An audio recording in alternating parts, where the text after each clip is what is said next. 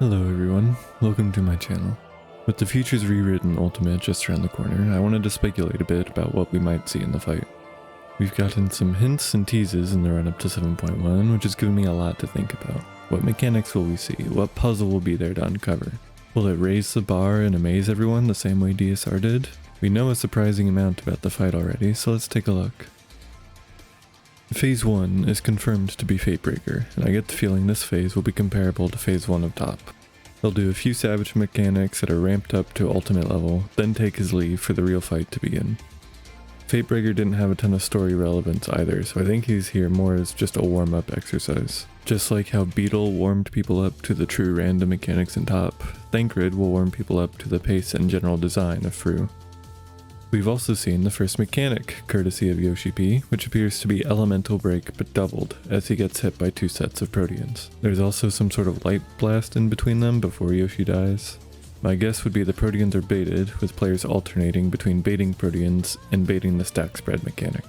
As for the rest of the phase, I could see it going two ways. First way would be a standard full uptime phase, around 2 minutes long like every other ultimate first phase, where the boss does its iconic mechanics before dying. I would posit that if the phase is like this, there will be an intermission afterwards dealing with the Thancred clones before going to phase 2. Alternately, I could see Fatebreaker being a trio phase. The Savage fight has a lot of periods of downtime, and I could see that being the focus of his ultimate phase like Thordan, before transitioning to a full uptime phase.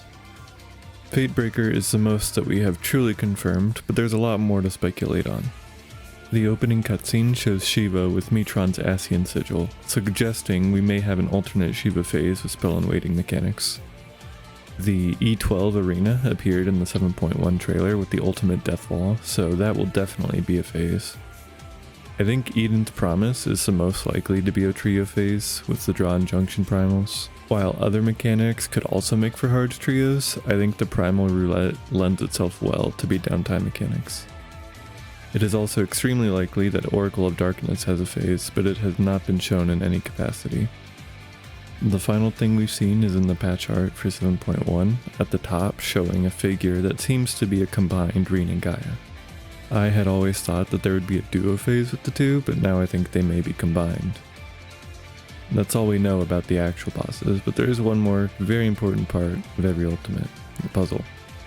Uwu Awakenings, T Codex, DSR Rewind, Top Dynamis, every ultimate past UCOB has had a major puzzle mechanic related to the story of the fights. I think Fru's puzzle mechanic is already fairly obvious. It's the exact execution that's up to debate. Given the title of the fight and the theme of the final Eden tier being about Gaia's memories, I think it's fairly obvious that we will have to protect or piece together her memories like an E12 normal. The real question is exactly how we do that. My personal opinion is it will be integrated into the trios like in Top. You'll have to execute the mechanics in such a way to keep Gaia's memory safe, but they could really do anything with that idea. And I expect they'll probably think a lot more outside the box than I am. My full guess for the fight would be this. Phase 1 is Fatebreaker, an almost full uptime phase with one downtime mech in the middle. It's not a true trio phase, it's more along the lines of Fatebreaker Savage. Phase 2 will be Eden's Promise, which will be a true trio phase where we have to protect Gaia's memories from different attacks.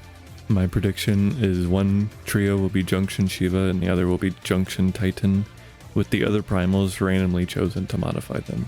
I would also love it if the Shiva and Titan trios take from their actual fights and not from the E12 version of them. That would be really fun. Phase 3 will be a duo phase, the Oracles of Light and Dark. This is here only as an excuse to do light rampant relativity. I don't really know why they would be together or why Shiva is possessed by Metron. I just feel like they're gonna do that mechanic and it makes sense to do it here.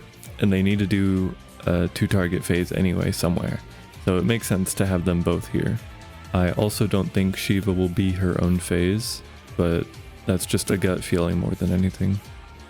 Phase 4 will be some sort of Gaia and Reen combined boss, which will be another trio phase. The developers have a very consistent design of putting trios around 8 to 10 minutes into the fight, so there's definitely one around this point. And I don't think the double Oracle will be the final boss because they've never shown the final phase in promotional material before. I don't really have any ideas for why this is here or what mechanics it will do. I just know there's going to be trios around this point in the fight, so this is the most likely scenario. The final phase will, as usual, be some weird combination that no one will see coming. I don't know exactly what, but I'd wager it'll be themed as some sort of light and dark angel to keep with the other themes. And it'll probably have some unique Exaflare mechanic. Fuck it, Exaflare relativity, why not? It's not worse than Cosmo Arrow. With all of that said, I can't wait to be wrong when we actually see the fight. This is going to be my first on-patch ultimate, and I'm very excited to get my ass kicked for hundreds of pulls. I never did Eden on-patch either, but going back and doing them synced for preparation has been really fun. I hope they can capture the same fun in the ultimate. Thank you all for watching, and good luck in there.